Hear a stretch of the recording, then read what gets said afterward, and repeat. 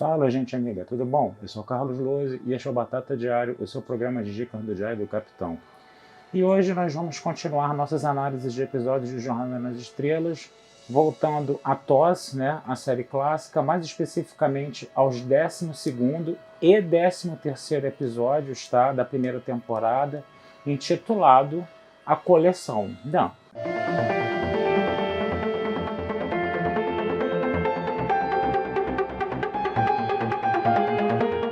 Gente, esse episódio, esses dois episódios não tem muito o que falar, por quê? Porque eles são uma espécie de recalchutagem, entendeu? Do primeiro episódio piloto de Jornada nas Estrelas, né? A Jaula, né? The Cage, né? A gente sabe que a Jaula The Cage só foi exibido para o público na íntegra, né? Na década de 80, se eu não me engano, no ano de 1988, né? E até então ele não tinha sido visto, né, pelo grande público, né? E o Gene Roddenberry, né, o que ele fez? Ele aproveitou esse episódio piloto para fazer um episódio duplo, né?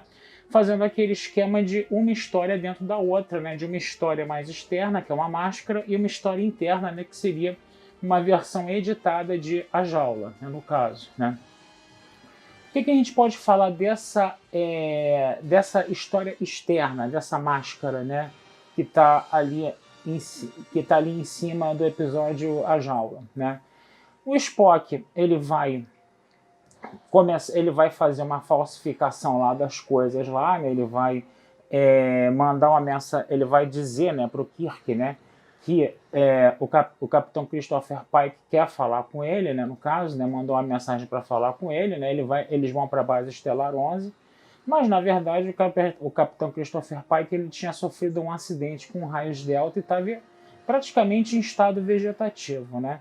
Então tudo aquilo foi uma espécie de armação que o Spock fez para quê? Para levar a Enterprise, né, para a base Estelar 11, né? O Spock ele ia na surdina, nas escondidas, pegar, né, o Christopher Pike, botar dentro da Enterprise, né, e levar o Christopher Pike para Talos 4. Mas Talos 4 estava sob a famosa Ordem Geral 7, né, que ninguém podia se aproximar de Talos 4, né, e isso levaria inclusive a pena de morte, né, no caso, né. E o Spock faz tudo isso, ele sequestra o Christopher Pike, bota na nave, leva para Talos 4, né, coloca a Enterprise automaticamente indo para Talos 4, se alguém tentar desviar a Enterprise de Talos 4, os suportes de vida são afetados, né, no caso, né. E o Spock, né, quando ele acaba sendo, né, aprisionado, quando ele acaba sendo dominado, vamos dizer assim, pelo Kirk, né, e pelo chefe da estação da base 11, né, o Spock se declara culpado e já pede a corte marcial. Então você tem um julgamento dentro da nave, né, e aí o Spock, o pessoal, pô, mas por que você está fazendo isso, né? Por que você está ameaçando a tua carreira desse jeito, ameaçando a carreira do Capitão Kirk, porque o Kirk é responsável por tudo que acontece dentro da nave, né? Aí o Spock fala o seguinte, bom, vai vir uma transmissão de Talos 4 e eu gostaria que vocês assistissem para eu poder expor as minhas razões. E a transmissão que vem de Talos 4 é uma versão, né, editada de A Jaula, né? Lembrando sempre, né, que o Capitão Christopher Pike acaba sendo preso, né, pelos talosianos, né? Ele vira uma espécie ali de espécime que está ali passando por uma experiência, né? Ele passa uma experiência com uma moça chamada Vina, que caiu vários anos antes, né, no planeta Talos 4, mas ela ficou toda mutilada, né?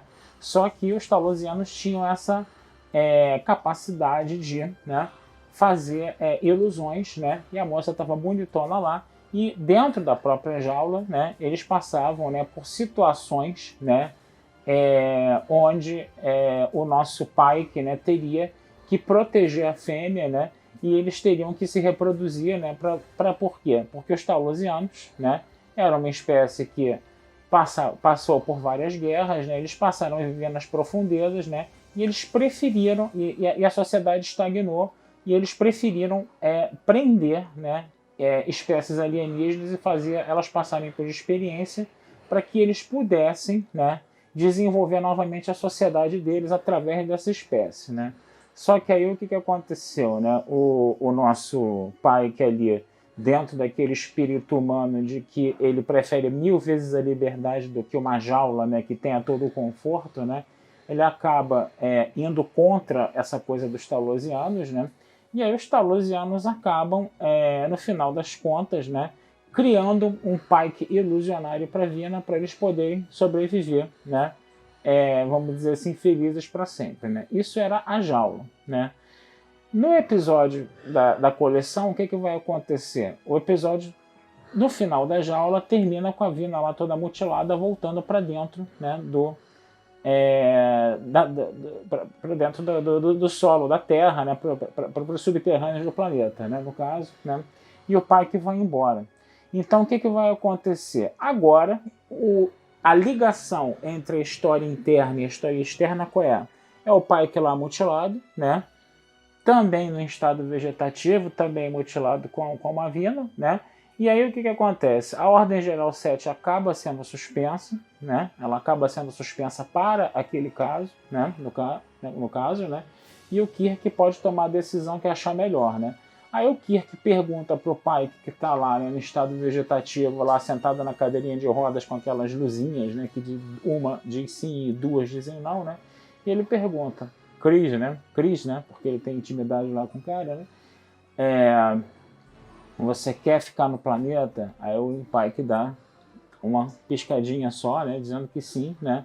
E o episódio termina com esse Pike mutilado e com essa Vina mutiladas, né?